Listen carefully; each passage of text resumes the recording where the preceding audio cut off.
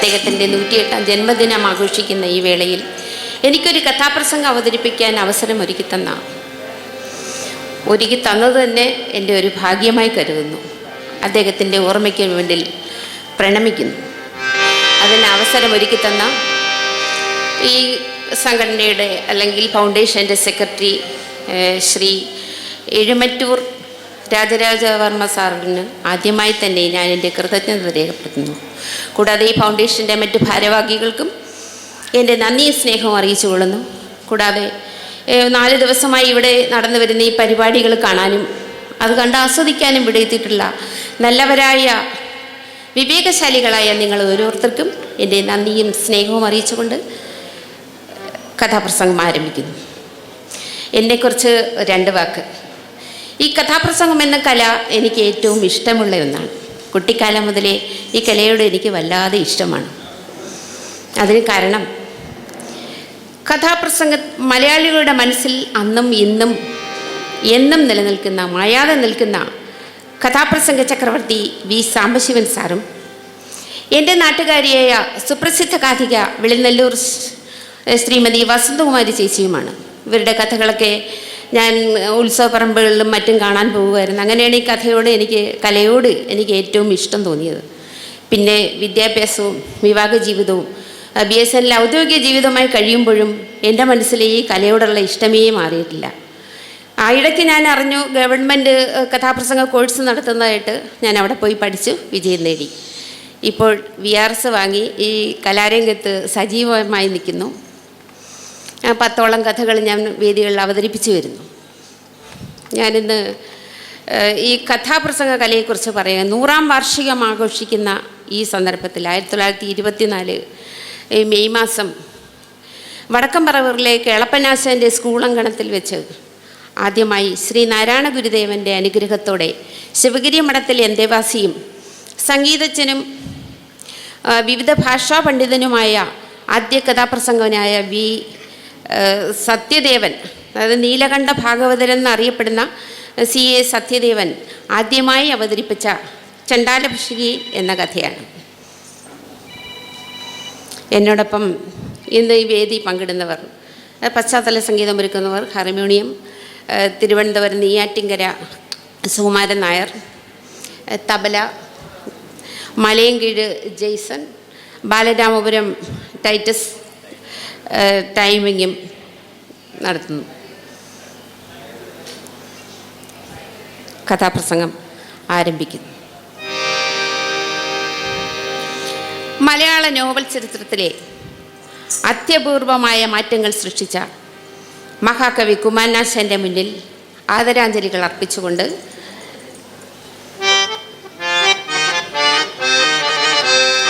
സ്നേഹഗായക വരൂ ഭവ ജനജീവിതോത്സവ ഗാഥയുമാർ. സ്നേഹഗായക വരൂ ഭവ ജനജീവിതോത്സവ ഗാഥയുമാർ. പ്രേമമാധുരി പകരും നിൻമണി വീണതരികൻ കൈകരുമേ. പ്രേമമാധുരി പകരും നിൻമണി വീണതരികൻ കൈകരുമേ. സ്നേഹഗായക വരൂ ഭവ ജനജീവിതോത്സവ ഗാഥയുമാർ.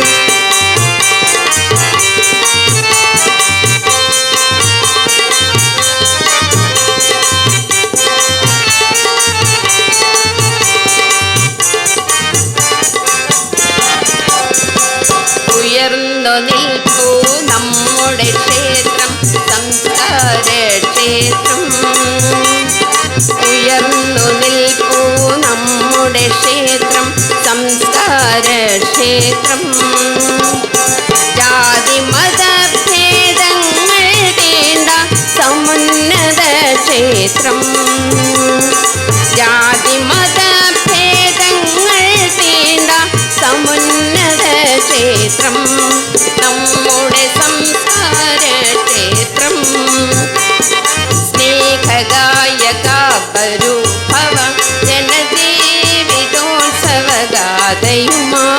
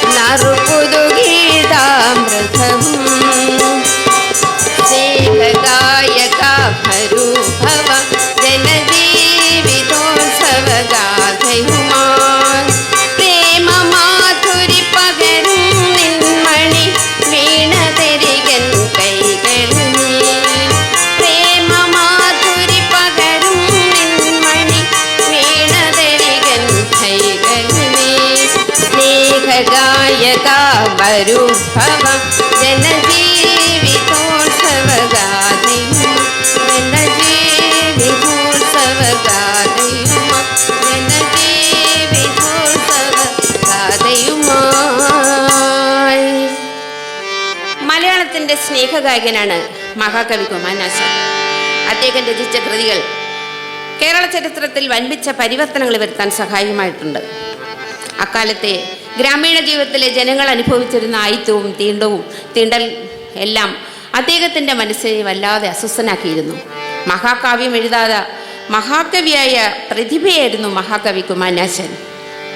അദ്ദേഹം മനുഷ്യ മനസ്സിലെ സ്നേഹത്തെ ഇല്ലായ്മ ചെയ്യുവാൻ, മനുഷ്യ മനസ്സിലെ സ്നേഹത്തെ ഉയർത്തിപ്പിടിപ്പിക്കുന്നതിന് വേണ്ടി അദ്ദേഹം എല്ലാ മനുഷ്യരിലും സ്നേഹം ഊട്ടി വളർത്തി. അക്കാലത്ത് നിലനിന്നിരുന്ന ജാതീയ ചിന്തകളുടെയും ഐക്യത്തിൻ്റെയും അനാചാരത്തിൻ്റെയും അസ്വാതന്ത്ര്യത്തിൻ്റെ അർത്ഥശൂന്യതയെ വെടിവാക്കാൻ അദ്ദേഹം രചിച്ച ഒരു കഥയായിരുന്നു, ഖണ്ഡകാവ്യമായിരുന്നു ചണ്ഡാലഭിഷുകി. ചണ്ഡാലഭിഷുകി എന്ന കഥാപ്രസംഗമാണ് ഞാനിന്നിവിടെ അവതരിപ്പിക്കുന്നത്. ഉത്തരഭാരതത്തിലെ ഉത്തർപ്രദേശിൻ്റെ തലസ്ഥാനമായ ലഖ്നൌവിൽ നിന്നും ഞാനിന്ന് അവതരിപ്പിക്കുന്ന കഥ ചണ്ഡാലഭിഷുകി. പണ്ടുത്തര ഹിന്ദുസ്ഥാനത്തിൽ വൻപുകൾ കൊണ്ട സ്രവസ്തിക്കടുത്തോരൂരിൽ, പണ്ടുത്തര ഹിന്ദുസ്ഥാനത്തിൽ വൻപുകൾ കൊണ്ട സ്രവസ്തിക്കടുത്തോരൂരിൽ 2500 വെയിൽ കൊണ്ടെങ്ങും വാകകൾ പൂക്കും നാളിൽ, 2500 വെയിൽ കൊണ്ടെങ്ങും വാകകൾ പൂക്കും നാളിൽ, വെയിൽ കൊണ്ടെങ്ങും വാകകൾ പൂക്കും നാളിൽ, പണ്ടുത്തര ഹിന്ദുസ്ഥാനത്തിൽ വൻപുകൾ കൊണ്ട സ്രവസ്തിക്കടുത്തോരൂരിൽ. ഉത്തരേന്ത്യയിലെ ഉത്തർപ്രദേശിൻ്റെ തലസ്ഥാനമായ ലഖ്നൌവിൽ നിന്നും 170 കിലോമീറ്റർ അകലെ അതിവിശാലമായ ഒരു പട്ടണമുണ്ട്, ഒരു പുരാതന രാജനഗരി. ഇതാ ശ്രാവസ്തി. ഗംഗാ സമതല സംപുഷ്ടി പുരാതന ശ്രീ പുതുമഴയാ, ഗംഗാ സമതല സംപുഷ്ടി പുരാതന ശ്രീ പുതുമഴയാ, ചൊരിയും നഗരി ശ്രാവസ്തി ശ്രവസ്തനിർമ്മിത ശ്രാവസ്തി, ചൊരിയും നഗരി ശ്രാവസ്തി ശ്രവസ്തനിർമ്മിത ശ്രാവസ്തി, ഗംഗാ സമതല സംപുഷ്ടി പുരാതന ശ്രീ പുതുമഴയാ. ബുദ്ധാശ്രമത്തിൻ്റെ ആശ്രമം ശ്രാവസ്തി. ഇവിടെ 8 വർഷ നിവാസത്ത ശ്രീ ബുദ്ധൻ ധന്യത നൽകുകയാണ്, 8 വർഷ നിവാസത്ത ശ്രീ ബുദ്ധൻ ധന്യത നൽകുകയാണ്, തീർത്ഥാടകരിവിടെത്തുന്നു ശരണം വിളികൾ മുഴക്കുന്നു, തീർത്ഥാടകരിവിടെത്തുന്നു ശരണം വിളി മുഴക്കുന്നു. ബുദ്ധം ശരണം ഗച്ഛാമി, ധർമ്മം ശരണം ഗച്ഛാമി, സംഘം ശരണം ഗച്ഛാമി, ബുദ്ധം ശരണം ഗച്ഛാമി, ധർമ്മം ശരണം ഗച്ഛാമി, സംഘം ശരണം ഗച്ഛാമി. 2500 വർഷങ്ങൾക്ക് മുമ്പുള്ള ഒരു കടുത്ത വേനൽക്കാല മധ്യാഹ്നം. ആ കൊടുംവെയിലും എവിടെയും വാഗമരങ്ങൾ പൂത്തലിഞ്ഞു നിൽക്കുന്നു. ആ വഴിയോരത്ത് അമ്പരചുംബിയായി പറന്ന് പന്തലിച്ചു നിൽക്കുന്ന ഒരു അരയാൽ മരം. ആ മരത്തിന് ചുറ്റും നടപ്പാതകൾ വന്നു ചേരുന്നുണ്ട്. അതുവഴി പോകുന്ന യാത്രക്കാർക്ക് വിശ്രമിക്കാനും പലതരത്തിലുള്ള പക്ഷികൾക്ക് ചേക്കേറാനുമുള്ളതാണ് ആ വൃക്ഷം. അതിനടുത്ത് ഒരു കരിങ്കൽ ചുമടുതാണ്, തൊട്ടടുത്ത് വായ്ക്കല്ല് പൊട്ടിയ ഒരു പഴയ കിണർ. അല്ല, ആ കിഴക്ക് ഭാഗത്തുള്ള നടപ്പാതയിലൂടെ ആരോ ഇങ്ങോട്ട് നടന്നു വരുന്നുണ്ടല്ലോ.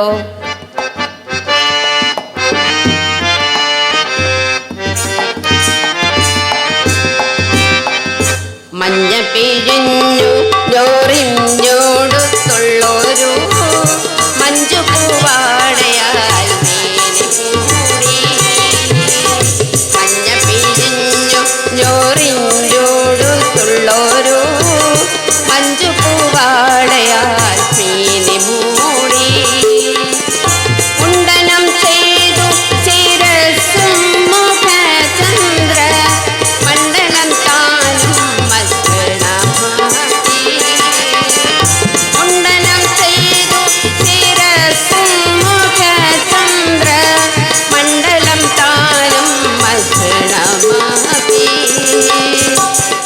പിഴിഞ്ഞു ചോറിഞ്ചോടുത്തുള്ളോരോ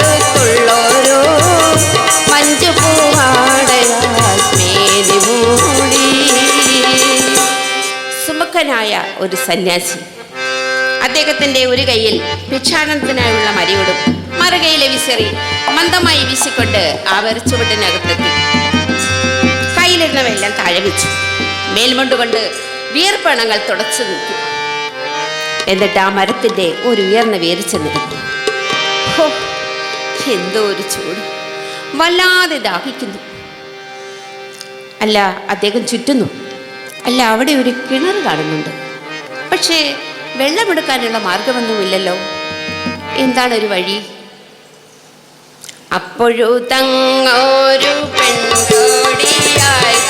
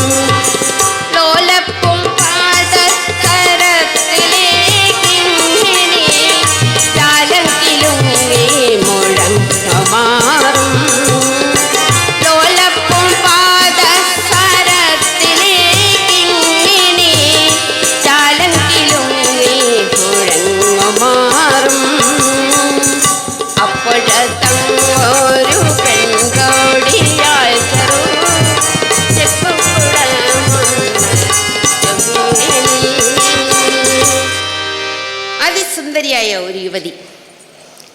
അവൾ ആ കാലിൽ കിടക്കുന്ന പാദസരത്തിൻ്റെ കിലുക്കന്തനെ വെച്ച് ഉല്ലാസവതിയെ നടന്ന് ആ വഴിക്കിണറിനരികിലെത്തി. ഉടൻ താഴെ വെച്ചു. പാളയം കയറി കിണറ്റിലേക്ക് ഇറക്കി വെള്ളം കോരി തുടങ്ങി.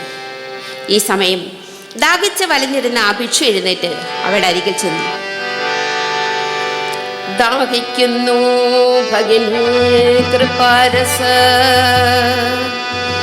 മോഹനം കുളിർ തണ്ണീരിതാശുനി ഓമലേ തരൂ. സഹോദരി, എനിക്ക് വല്ലാതെ ദാഹിക്കുന്നു. എനിക്ക് കുടിക്കാനായി ആ പാളയിലുള്ള ശുദ്ധജലം കുറച്ചൊഴിച്ചു തന്നാലും.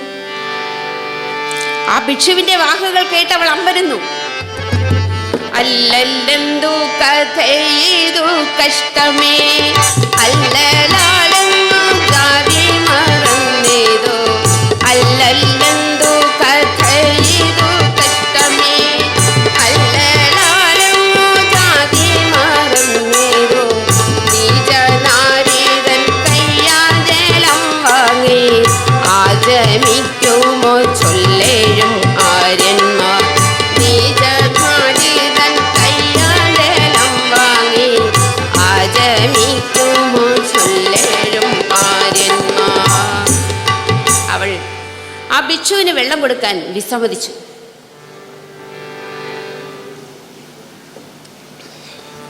കാരണം അന്നത്തെ സാമൂഹ്യ വ്യവസ്ഥിതി അങ്ങനെയായിരുന്നു. 1921 വടക്കേ മലബാറിലെ ഏറെ നാട്ടിൽ നടന്ന മലബാർ ലഹള അതിനെ ആസ്പദമാക്കി 1922 കുമാരനാശാൻ ഒരു ഖണ്ഡകാവ്യം കൂടി എഴുതി. ദുരവസ്ഥ. അക്കാലത്തുണ്ടായിരുന്ന ഹിന്ദുമതങ്ങളുടെ ജാതീയ ഉച്ചനീചത്വങ്ങളിൽ മനംനൊന്ത് കുറച്ച് കീഴാളന്മാർ അന്യമതങ്ങളിൽ ചെന്ന് ചേർന്ന് അവർ ശക്തരായി ആയുധധാരികളായി അവർ തിരികെ വന്നു. നമ്പൂതിരി ഇല്ലങ്ങളിൽ കയറി അവിടുത്തെ സ്ത്രീകളെ നശിപ്പിച്ചും കുട്ടികളെ കൊന്നൊടുക്കുകയും മറ്റു മനുഷ്യരെയും മൃഗങ്ങളെയും വെട്ടി നുറുക്കുകയും ചെയ്തു. അവർ പൂട്ടറ വെട്ടിപ്പൊളിച്ച് അവിടുത്തെ പണ്ടങ്ങളും പണങ്ങളും അപഹരിച്ചു കൊണ്ടുപോയി. ഇതെല്ലാം കണ്ടുകൊണ്ട് പേടിച്ച് വരണ്ട്, അവരുടെ കടയിൽപ്പെട്ടാൽ തനിക്കെല്ലാം നഷ്ടമാകുമെന്ന് പേടിച്ച് ഭയന്ന അവിടുത്തെ അന്തർജനം, സാവിത്രി അന്തർജനം ഒരിരുട്ടറയിൽ ഒളിച്ചിരുന്നു. അവരുടെ കണ്ണിൽപ്പെടാതെ നേരം വെളുക്കുന്നതിന് മുമ്പേ അവൾ അവിടുന്ന് ഇറങ്ങി അടുത്തുള്ള ഒരു സർപ്പക്കാവിൽ ഒളിച്ചിരുന്നു. അവിടെ ഇരുന്നു കൊണ്ട് കണ്ടു അവരുടെ അച്ഛനെയും അവളുടെ അച്ഛനെയും അമ്മയെയും വെട്ടി നുറുക്കി കൊലപ്പെടുത്തുന്നത്. നേരം പരപര വെളുത്തപ്പോൾ അവൾ അവിടെ നിന്നും ഇറങ്ങി വയലിലൂടെ നടന്നുപോയി. നോക്കുമ്പോൾ അങ്ങടുത്തായി മേഞ്ഞു നാളേറെയായി നിറം മങ്ങിപ്പതിഞ്ഞ പാടുമാടം. അങ്ങടുത്തായി മേഞ്ഞു നാളേറെയായി നിറം മങ്ങിപ്പതിഞ്ഞ പാടുമാടം.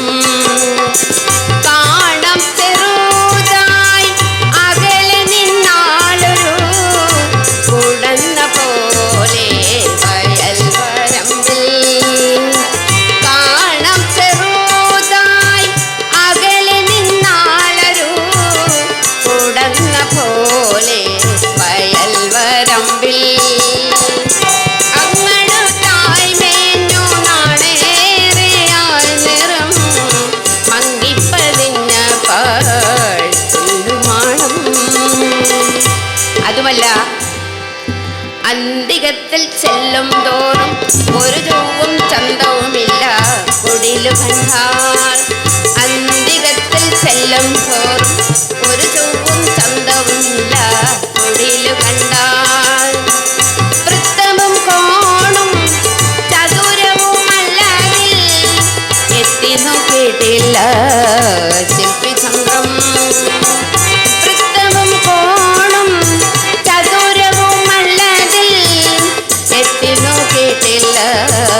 ശില്പിതന്ത്രം അന്തികത്തിൽ ചെല്ലും ഒരു ചൊവ്വും ചന്തവുമില്ല കൊടിലു കണ്ട.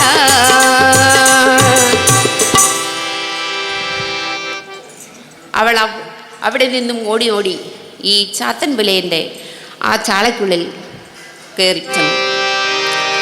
ഒരുപക്ഷെ കീഴാളനായ അവൾക്ക് അവനോട് പ്രതികാരം ചെയ്യാമായിരുന്നു. പകരം ഹൃദയവിശാലതയുള്ളവനും അധ്വാനശീലനുമായ ആ ചാത്തൻ അവളെ അവിടെ സംരക്ഷിക്കുകയാണ് ചെയ്തത്.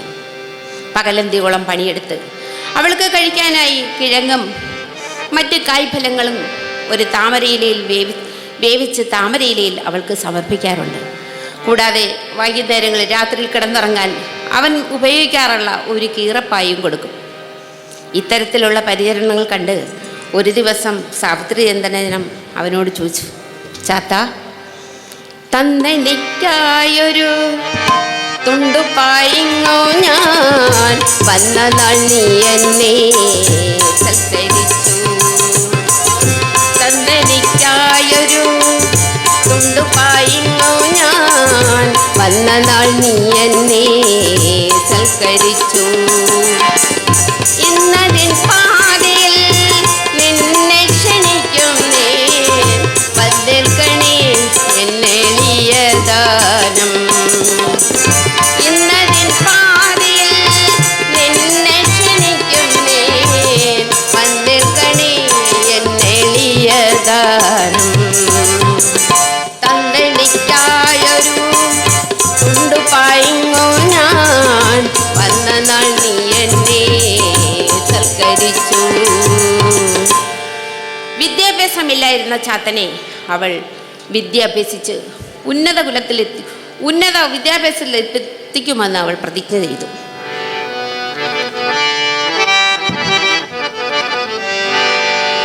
അവൾ പ്രതിജ്ഞ ചെയ്തു. ചാത്തൻ്റെ കൂടൊപ്പം അവൾ കുറേ നാളും അവിടെ തന്നെ താമസിച്ചു. ചാത്ത, ഇനി ഞാൻ ഒരിക്കലും തിരിച്ചു പോകില്ല. ഈ കുടിലിൽ കറ്റ കൊയ്തും കളകൾ നട്ടും കളകൾ പറിച്ചും ഞാറ് നട്ടും ഞാൻ ഇവിടെ തന്നെ കഴിഞ്ഞോളാം. എനിക്കിത് തിരികെ പോകാൻ കഴിയില്ല.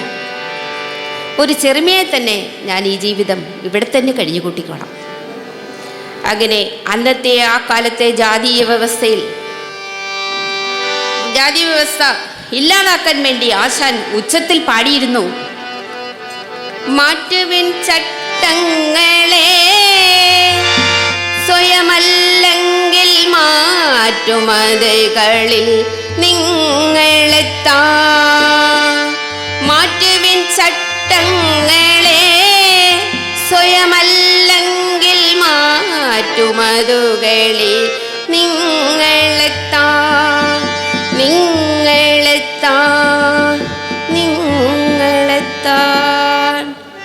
ഇവിടെയും ഇതാ ഒരു ചണ്ടാലിയായ പെണ്ണിനോട് ഒരു ഭിക്ഷു ദാഹജലം ചോദിച്ചിരിക്കുന്നു. അവൾ വെള്ളം കൊടുക്കാൻ വിസമ്മതിച്ചു. പക്ഷെ അദ്ദേഹം വീണ്ടും അവളോട് ആവശ്യപ്പെട്ടു. ജാതി ചോദിക്കുന്നില്ല ഞാൻ സോദരീ,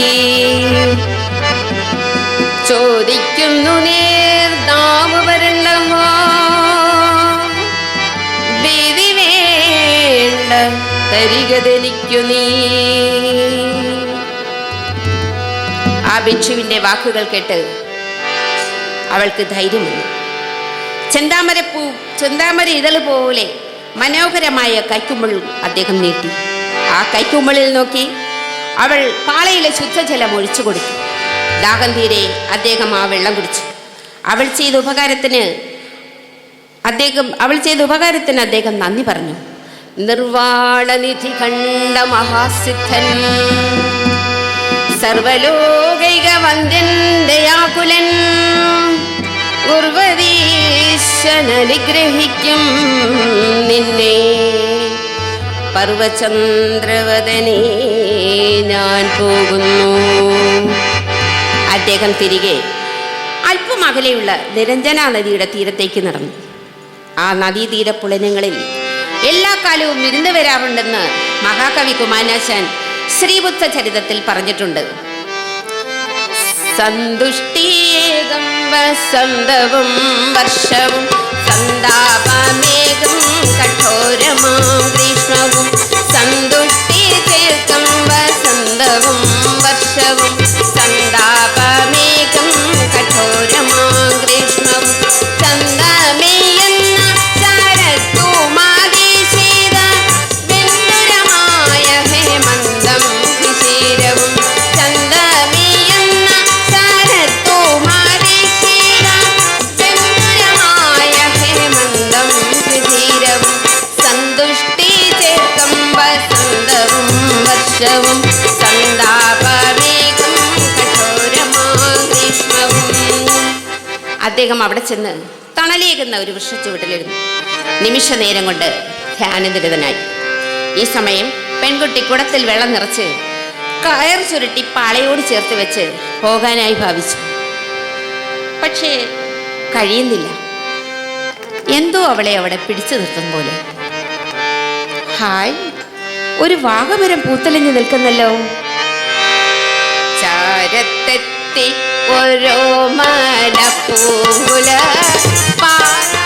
പാഞ്ഞോടിച്ചായതു നോക്കിയും. ചാരത്തെത്തി ഓരോ മനപ്പൂങ്കുല പാരാതാഞ്ഞോടിച്ചായതു നോക്കിയും.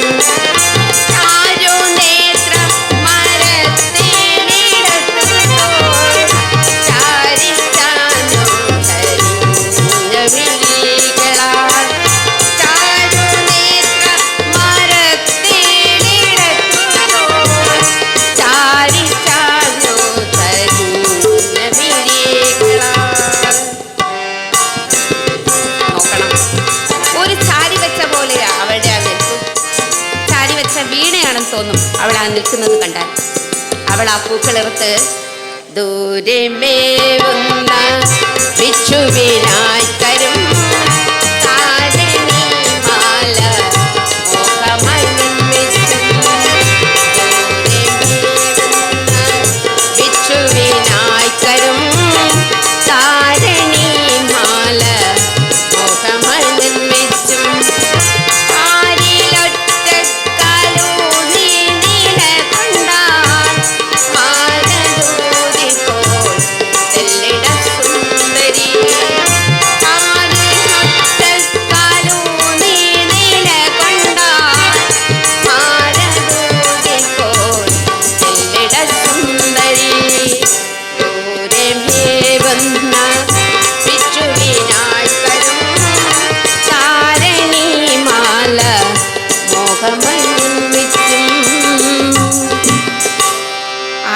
അതൊന്നും കണ്ടില്ല.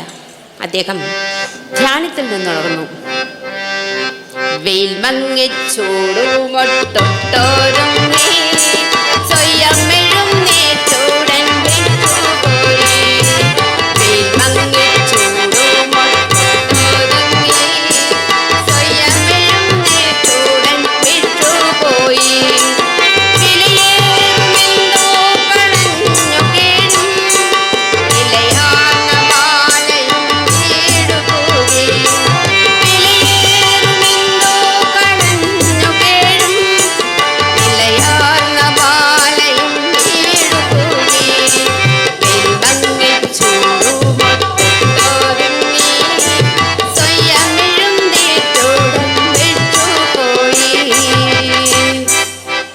വീട്ടിലെത്തി അവൾക്ക് അന്ന് വരെ അനുഭവപ്പെടാത്ത കടുത്ത നിരാശയും ദുഃഖവും. ആ രാത്രി അവൾക്ക് ഉറങ്ങാനേ കഴിഞ്ഞില്ല. അങ്ങ് ആകാശവീതിയിൽ മേഘങ്ങൾക്കിടെ ഇടയിലൂടെ ഒളിഞ്ഞും തിരിഞ്ഞും മറിഞ്ഞും നടക്കുന്ന ചന്ദ്രക്കവലയെ പോലെ അവൾ ആ കിടക്കയിൽ തിരിഞ്ഞും മറിഞ്ഞും കിടന്നു.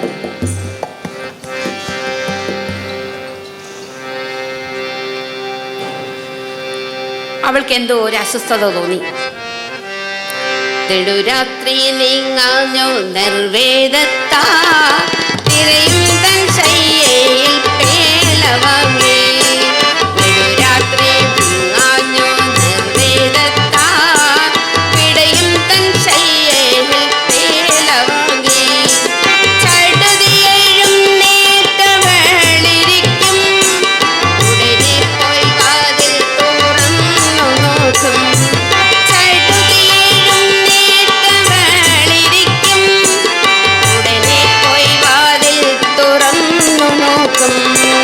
ഇരവിനെ നിന്നു ശപിക്കും തന്നെ തിരികെ കിടക്കയിൽ പോയി വീഴും.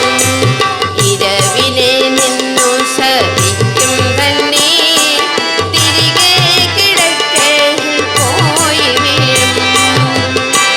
അവളുടെ മനസ്സാകെ അസ്വസ്ഥമായി.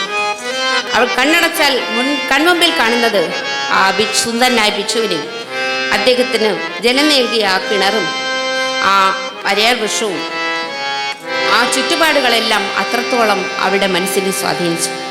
നേരം വിളക്കും മുമ്പേ അവൾ എഴുന്നേറ്റു. വീട്ടിൽ ആരും ഉണർന്നിട്ടില്ല. അവൾ ശബ്ദമുണ്ടാക്കാതെ ചിറ്റവാതിൽ പതിയെ തുറന്ന് പുറത്തേക്കിറങ്ങി. കുറച്ചു നേരം അവൾ മുറ്റത്ത് നിന്നു. എന്നിട്ട് താൻ ജനിച്ചു വളർന്ന വീട്ടിലോട്ട് യാത്ര ചോദിക്കും പോലെ അവൾ അവിടെ നിന്നും ഒരു സ്വപ്നാടകയെ പോലെ എഴുന്നേറ്റ് നടന്നു. അപ്പോഴേക്കും പ്രവിരളത്താരയാ പൂർവ്വതീക്കും കവിളും വിളറി തുടങ്ങി മെല്ലെ. പ്രവിരളത്താരയാ പൂർവ്വതീക്കും കവിളും വിളറി തുടങ്ങി മെല്ലെ.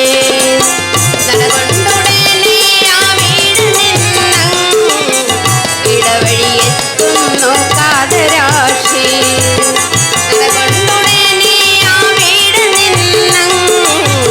ഇടവഴിയെത്തുന്നു കാതരാശി. പ്രവിരളത്താരയാ പൂർവ്വതീക്കും കവിളും വിളറി തുടങ്ങി മെല്ലെ. അവൾ മുന്നോട്ട് നടന്ന് തലേ ദിവസം ആ ബുദ്ധനെ കണ്ട ആ മരച്ചുവട്ടിലെത്തി. അവൾ അവിടെയെല്ലാം കതറി നോക്കുന്നു. അദ്ദേഹത്തിൻ്റെ ആ സന്യാസിയുടെ ആ കാൽപാദങ്ങളിൽ അവൾ വീണ് പുളകിത്ത ഗന്ധയാൽ തണുപൂവിൽ അളകാഞ്ചലം വീണടിയും മാറും. പുളകിത്ത ഗന്ധയാൽ തണുപൂവിൽ അളകാഞ്ചലം വീണടിയും മാറും. അതിരം തൊടുത്തു തോടുമ്പു മാറും. അതിനെ ഇതാ തന്നെ അതിരം തൊടുത്തു തോടുമ്പു മാറും. അതിനെ ഇതാ തന്നെ സുമ്പിക്കുന്നു. എന്നിട്ടവൾ ആ വഴിയിലൂടെ അങ്ങനെ അദ്ദേഹത്തിൻ്റെ പാതകൾ നോക്കി നടന്നു, പാദമുദ്രകൾ നോക്കി നടന്നു. ഒടുവിൽ പെരുവഴിയിലെത്തി. പിന്നീട് ആ മുദ്രകൾ തിരിച്ചറിയാതെ അവൾ വഴിപോക്കരോട് ചോദിച്ചും പറഞ്ഞും കുറേ ദൂരം നടന്ന് അവൾ ശ്രാവസ്തിയിലെ ബുദ്ധാശ്രമത്തിന് മുന്നിലെത്തി. ആരാണ് ശ്രീബുദ്ധൻ? BC 563 നേപ്പാളിലെ ലുംബിനിയിൽ കപിലവസ്തു എന്ന രാജ്യത്തെ ശുദ്ധോധന മഹാരാജാവിൻ്റെയും ശാക്യവംശജനായ ശുദ്ധോധന മഹാരാജാവിൻ്റെയും അദ്ദേഹത്തിൻ്റെ ധർമ്മപത്നി മായാദേവിയുടെയും പുത്രനായി ജനിച്ച സർവാർത്ഥ സിദ്ധൻ സിദ്ധാർത്ഥൻ എന്ന് അദ്ദേഹത്തെ പേരിട്ട് വിളിച്ചു. കുട്ടിക്കാലമായിരിക്കുമ്പോഴേ വളരെ ജ്ഞാനിയായിരുന്നു. മനുഷ്യരോടും മൃഗങ്ങളോടും പക്ഷിലതാദികളോടും എല്ലാം അദ്ദേഹത്തിന് വളരെയേറെ സ്നേഹമായിരുന്നു. കാലങ്ങൾ കഴിഞ്ഞു അദ്ദേഹം ഒരു യുവാവായി. മനുഷ്യരനുഭവിക്കുന്ന പീഡദുഃഖങ്ങളും ദുഃഖാനുഭവങ്ങളും രോഗപീഡകളും എല്ലാം അദ്ദേഹത്തിൻ്റെ മനസ്സിനെ വല്ലാതെ ധ്യാനിച്ചു, വല്ലാതെ വിഷമിപ്പിച്ചു. അദ്ദേഹം എല്ലാവരോടും ഹൃദയാലുവായി തന്നെ പെരുമാറി. നാളെ മഹാരാജാവാകേണ്ട തൻ്റെ മകൻ ഇത്ര ഹൃദയാലുവാകാൻ പാടില്ല. മഹാരാജാവ് രാജസദസ്സിലെ പണ്ഡിതന്മാരുമായി ആലോചിച്ചു. അങ്ങനെ സിദ്ധാർത്ഥനെ 19 വയസ്സിൽ വിവാഹത്തിനായി യശോദരയുമായുള്ള വിവാഹം നടന്നു. ആ ദാമ്പത്യ വല്ലരിയിൽ അവർക്ക് രാഹുൽ എന്ന ഒരു മകനും പിറന്നു. പക്ഷേ ആ ദാമ്പത്യ ജീവിതത്തിലും അദ്ദേഹത്തിന് സുഖവും സന്തോഷം കണ്ടെത്താനായില്ല. മനുഷ്യരുടെ പീഡനകളും ദുഃഖങ്ങളും അദ്ദേഹത്തിൻ്റെ മനസ്സിനെ വല്ലാതെ. ഒടുവിൽ അദ്ദേഹം തൻ്റെ 29 വയസ്സിൽ കുടുംബവും വരാനിരിക്കുന്ന ചെങ്കോലും കിരീടവും രാജ്യാവകാശവും എല്ലാം വേണ്ടെന്ന് വെച്ച് തൻ്റെ ഭാര്യയും മകനെയും മറ്റ് ബന്ധുക്കളെയും എല്ലാം ഉപേക്ഷിച്ച് അദ്ദേഹം കൊട്ടാരം വിട്ടിറങ്ങിപ്പോയി. അദ്ദേഹം കുറേ ദൂരം നടന്നു, പല ഗുരുക്കന്മാരെയും കണ്ടു. പക്ഷേ അദ്ദേഹത്തിന് ഉചിതമായ രീതിയിലുള്ള അദ്ദേഹത്തിന് അവരിൽ നിന്നും ഒന്നും പ്രയോജനമുണ്ടായില്ല. അവസാനം അദ്ദേഹം ബോധ്ഗയയിലെ ബോധിവൃക്ഷ ചുവട്ടിൽ 6 വർഷക്കാലം തപസ്സനുഷ്ഠിച്ചു. അങ്ങനെ അദ്ദേഹത്തിന് ജ്ഞാനോദയമുണ്ടായി. അങ്ങനെയാണ് ഈ സർവാർത്ഥ സിദ്ധൻ ഗൗതമ സിദ്ധാർത്ഥൻ ബുദ്ധനായി മാറി. ആ പുണ്യമായ ബുദ്ധാശ്രമത്തിൻ്റെ മുന്നിലാണ് ചണ്ടാലിയായ ഈ മാതംഗി എത്തിയിരുന്നത്. അവൾ അവിടെ കുറച്ചു നേരം ശങ്കിച്ചു നിന്നു. ഒരു താണജാതിയിൽപ്പെട്ട് തനിക്ക് ഇവിടെ പ്രവേശനം ലഭിക്കുമോ? കുറേ നേരം അവൾ അവിടെ അങ്ങനെ നിന്നു. അവൾ പിന്നെ ഒരു അന്തേവാസിയോട് വിവരങ്ങൾ പറഞ്ഞു. സഹോദരി, നിങ്ങൾ അന്വേഷിക്കുന്നയാൾ ഒരുപക്ഷെ ആനന്ദ ഭിക്ഷുവാകാനാണ് സാധ്യത. അദ്ദേഹം ഗുരുസന്നിധിയിലുണ്ടാകാം. ഞാൻ ചെന്ന് അദ്ദേഹത്തെ വിവരം അറിയിക്കാം. അല്പം കഴിഞ്ഞപ്പോൾ ആനന്ദ ഭിക്ഷു വന്ന് നോക്കുമ്പോൾ തനിക്ക് ഇന്നലെ ദാഹം നൽകിയ ആ പെൺകുട്ടി ഒരുപക്ഷെ ഗ്രാമാന്തരീക്ഷത്തിൽ വളർന്ന അവൾക്ക് ആദ്യ പുരുഷനിലെ സങ്കല്പം തന്നിലായിരിക്കും കണ്ടത്. അത് മാറ്റണം. അതിന് തേജസ്വിയും ഭഗവാൻ തുല്യമായ ബുദ്ധനെ തന്നെ ഇവൾ സന്ദർശിക്കണം. സഹോദരി, അകത്തേക്ക് വന്നാലും ആശ്രമത്തിൽ പ്രവേശിക്കാൻ അവൾക്ക് യാതൊരു തടസ്സവുമില്ലായിരുന്നു. അവൾ ജലം നൽകിയത് ബുദ്ധദേവന്റെ പ്രഥമ ശിഷ്യനായ ആനന്ദ ഭിക്ഷുവായിരുന്നു. ആ ആനന്ദ ഭിക്ഷുവിൻ്റെ ഗുരു സാക്ഷാൽ ബുദ്ധൻ അവളുടെ മുൻപിൽ. പരമവൾ കണ്ടേതു ഭിക്ഷുവേഷം, പുരുഷ സൗന്ദര്യത്തിൻ പൂർണ്ണഭോഗം. പരമവൾ കണ്ടേതു ഭിക്ഷുവേഷം, പുരുഷ സൗന്ദര്യത്തിൻ പൂർണ്ണഭോഗം. സുഭഗനാനന്ദൻ മിന്നാമിനങ്ങാൻ പ്രഭമങ്ങുമൽപുരം. സുഭഗനാനന്ദൻ മിന്നാമിനങ്ങാൻ പ്രഭമങ്ങുമൽപുരതേജപുഞ്ചം. പരമവൾ കണ്ടേതു ഭിക്ഷുവേഷം, പുരുഷ സൗന്ദര്യത്തിൻ പൂർണ്ണഭോഗം. ബുദ്ധദേവന്റെ തേജോപ്രഭ കണ്ട് മാതംഗി സംഭ്രമിച്ചു നിന്നു. അതുവരെ ആനന്ദ ഭിക്ഷുവിനോട് അവൾക്ക് തോന്നിയ പ്രണയം വിശ്വപ്രണയമായി മാറി.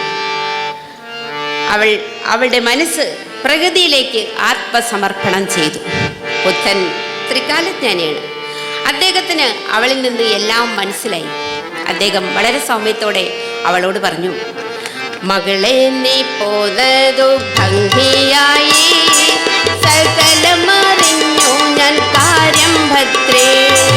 മകളെ നീ പോന്നതു ഭംഗിയായി, സകലമറിഞ്ഞു ഞാൻ കാര്യം ഭദ്രേ. അനഘനാനന്ദനു തൻ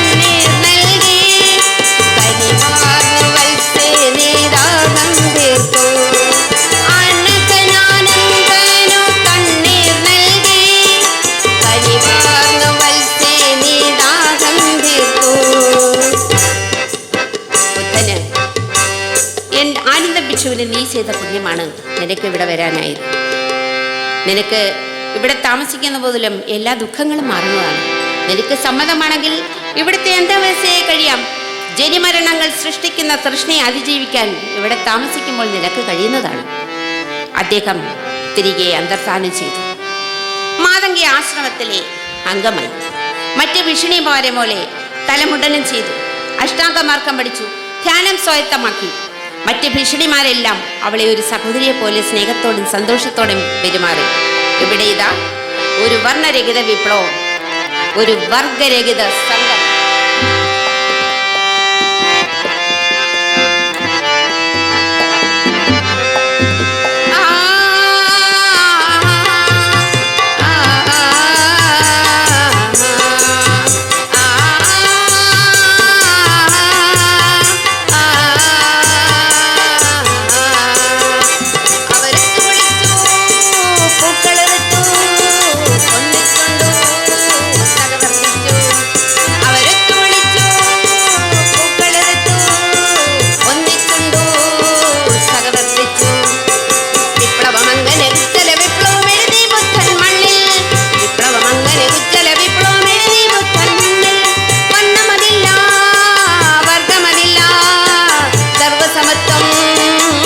സമത്വം വർണ്ണമനില്ല, വർഗമനില്ല, സർവസമത്വം, സ്വർഗസമത്വം.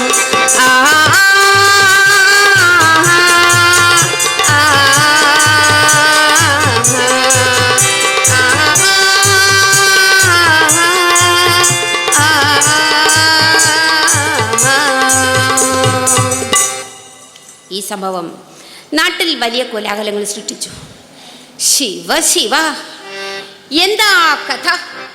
കൊട്ടാരത്തിലെ രാജകുമാരിമാരും അന്തർജനങ്ങളും താമസിക്കുന്ന ഈ വൃദ്ധാശ്രമത്തിൽ ഒരു ചണ്ടാളി വന്ന് സന്യാസം തുടങ്ങിയിരിക്കണത്രേ.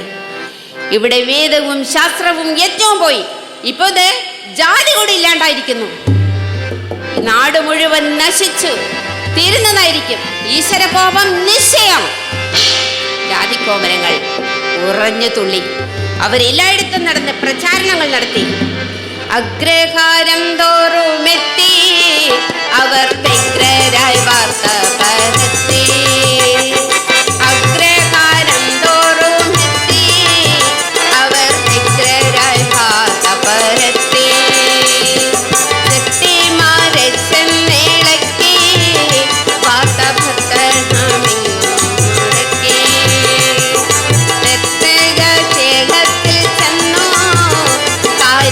ത്രയും കേൾപ്പിച്ചു നിന്നു. ചെട്ടിമാരെ ചെന്നിളക്കി വാർത്ത പട്ടണമെങ്ങും മുഴക്കി.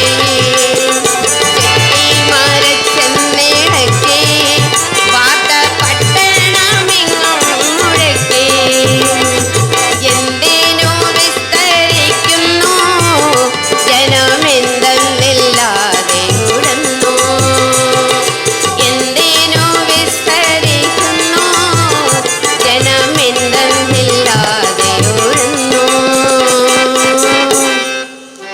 കോസലം എന്ന രാജ്യത്താണ് ശ്രാവസ്തി. അവിടുത്തെ ഭരണാധികാരിയാണ് പ്രസേനജിത്ത് മഹാരാജാവ്. ഈ സംഭവം അദ്ദേഹത്തിന്റെ കാതുകളിലെത്തി. രാജസഭയിൽ വാദകോലാഹലങ്ങൾ പൊടിപൊടിച്ചു. പ്രജാക്ഷേമ തൽപരനും രാജ്യസ്നേഹിയും ശ്രീ ബുദ്ധദേവന്റെ ഭക്തനുമായ രാജാവ് പ്രജകളോടായി പറഞ്ഞു, നിങ്ങളെല്ലാം ശാന്തരായിരിക്കും. നമുക്ക് ബുദ്ധദേവനെ നേരിൽ കണ്ട് കാര്യങ്ങൾ അന്വേഷിക്കാം.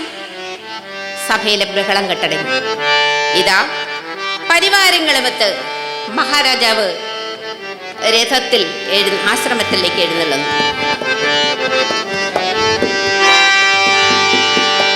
മഹാരാജാവ് എഴുന്നള്ളുന്നു. ആശ്രമ കവാടിലെത്തിയ അവിടുത്തെ പ്രശാന്ത സുന്ദരമായ ആ അന്തരീക്ഷം മഹാരാജാവിനെ കോൾമേർക്കൊണ്ടു. എങ്ങും നിശബ്ദത. പക്ഷികളുടെ കളകളാരവം ഒഴിച്ചാൽ എങ്ങും ശാന്തിയും സമാധാനവും. ബുദ്ധദേവ ശരണത്രയങ്ങൾ മുഴങ്ങിക്കേൾക്കാം. ബുദ്ധം ശരണം ഗച്ഛാമി, ധർമ്മം ശരണം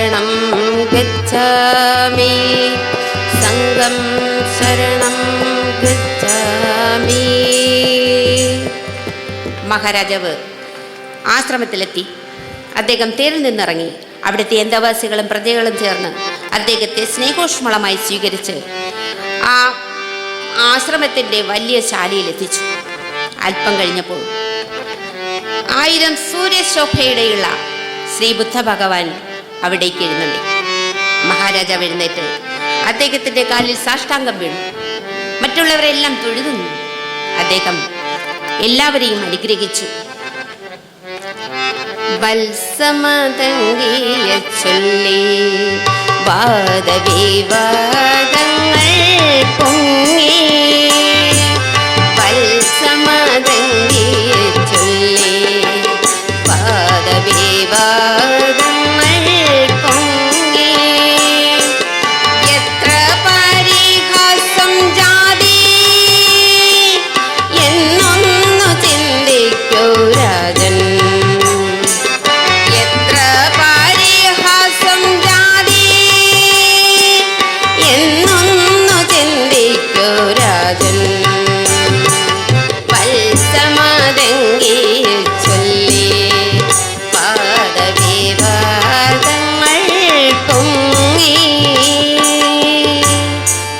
മഹാരാജൻ, ഇവിടെ താമസിക്കുന്ന മാതിങ്ങ എന്ന പെൺകുട്ടിയെ ചൊല്ലി നാട്ടിൽ വലിയ ബഹളം നടക്കുന്നു അല്ലേ? അവൾ താണജാതിക്കാരി ആയതുകൊണ്ട് ആശ്രമത്തിൽ പാർപ്പിക്കാൻ പാടില്ലെന്നാണ് അവരുടെ വാദം. മഹാരാജൻ, അവൾ താണജാതിക്കാരിയാണെന്ന് അവർക്ക് എങ്ങനെ പറയാൻ കഴിയും? മനുഷ്യന്റെ രക്തത്തിൽ, മജ്ജയിൽ, മാംസത്തിൽ എവിടെയാണ് ജാതിയുടെ ലക്ഷണങ്ങളുള്ളത്? അവളും മറ്റുള്ളവരെ പോലെ ഒരു സാധാരണ സ്ത്രീയാണ്. മഹാരാജൻ, നാം ഇനി പറയുന്ന കാര്യങ്ങൾ ശ്രദ്ധാപൂർവം കേട്ടാലും. നെല്ലിൻ ചുവട്ടിൽ മുളയ്ക്കും കാട്ടുപുല്ലല്ല സാധുകുലയൻ, സത്യധർമ്മങ്ങൾക്കെതിരാം ശാസ്ത്രം ശിക്ഷിക്കയങ്ങു നൃപതി, സത്യധർമ്മങ്ങൾക്കെതിരാം ശാസ്ത്രം ശ്രദ്ധിക്കയങ്ങു നൃപതി. ജാതി ചിന്ത എല്ലാം നശിപ്പിക്കും. ജാതി നിയമങ്ങളും മാമൂലുകളും ചിലർക്ക് സ്ഥാനവും അധികാരവും അവകാശവും നേടിയെടുക്കാനുള്ള കുറുക്കു വഴികളാണ്. അതുകൊണ്ട് മഹാരാജൻ, ഇന്നലെ ചെയ്തോരബദ്ധം മൂഢർക്കിന്നത്തെ ആചാരമാകാം. ഇന്നലെ ചെയ്തോരബദ്ധം മൂഢർക്കിന്നത്തെ ആചാരമാകാം. നാളത്തെ ശാസ്ത്രമതാകാം അതിൽ മൂളായ സമ്മതം രാജൻ. നാളത്തെ ശാസ്ത്രമതാകാം അതിൽ മൂളായ സമ്മതം രാജൻ. സ്നേഹമാണ് ജീവിതം.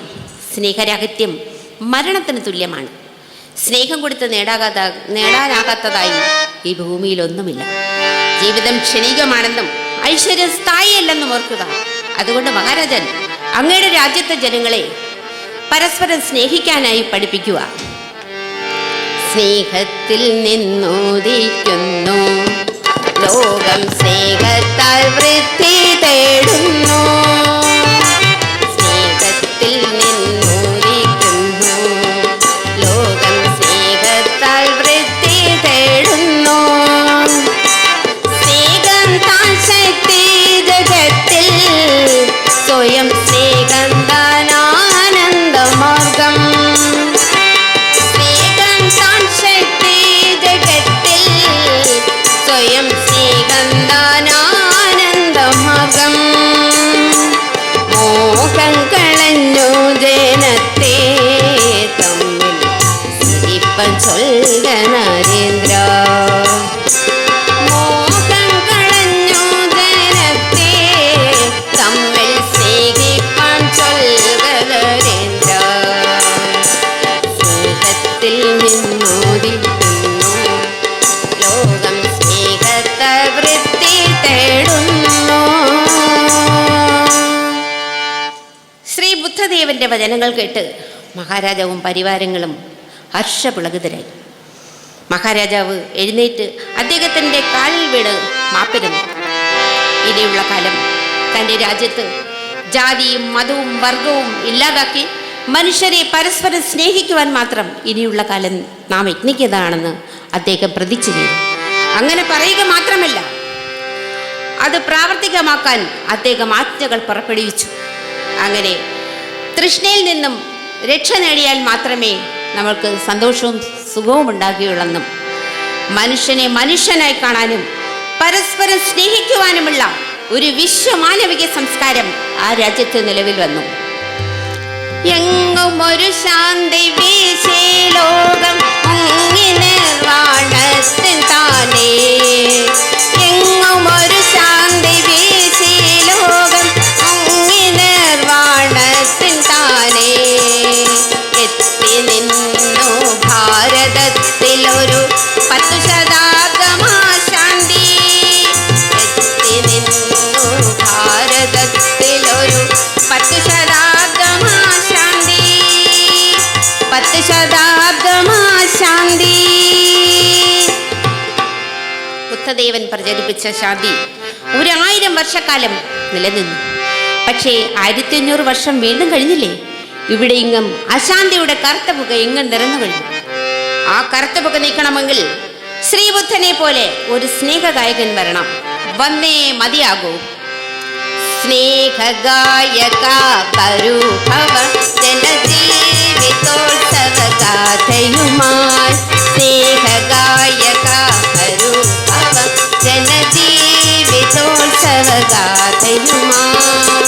പ്രേമമാധുരി പകരും നിൻമണി വീണതരികൻ കൈകളിലേ.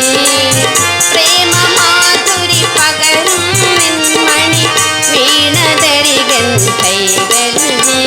സ്നേഹഗായക പരുഭവ ജനജീവിതോത്സവ ഗാഥയുമായി. ജനജീവിതോത്സവ ഗാഥയുമായി. ജനജീവിതോത്സവ ഗാഥയുമായി. ജാതിയുടെയും മതത്തിൻ്റെയും പേരിൽ വർത്തമാനകാലത്തിൽ ഇവിടെ നടക്കുന്ന ഈ സംഭവങ്ങൾക്കെല്ലാം 2500 വർഷങ്ങൾക്ക് മുമ്പ് നടന്ന ഈ കഥ ഒരു പാഠമായിരിക്കട്ടെ എന്ന് ഉദ്ബോധിപ്പിച്ചുകൊണ്ടും ശ്രീ ബുദ്ധദേവൻ്റെയും ശ്രീ നാരായണ ഗുരുദേവൻ്റെയും ശ്രീ ചട്ടമ്പി സ്വാമികളുടെയും മഹത്വചനങ്ങൾ നമുക്കെന്നും സ്വീകാര്യമായി തീരട്ടെ എന്ന് പ്രാർത്ഥിച്ചുകൊണ്ടും ഇന്നത്തെ ഈ കഥാപ്രസംഗം, അതായത് കുമാരനാശാൻ്റെ ചണ്ടാലഭിഷേകി എന്നിവിടെ പൂർണ്ണമാകുന്നു. ഇത്രയും നേരം എന്നിലുള്ള ചെറിയ കുറ്റങ്ങളൊക്കെ ക്ഷമിച്ച് ഇത് കണ്ടും കേട്ടും ആസ്വദിച്ചിരുന്ന നിങ്ങൾ ഓരോരുത്തർക്കും നന്ദി, നമസ്കാരം.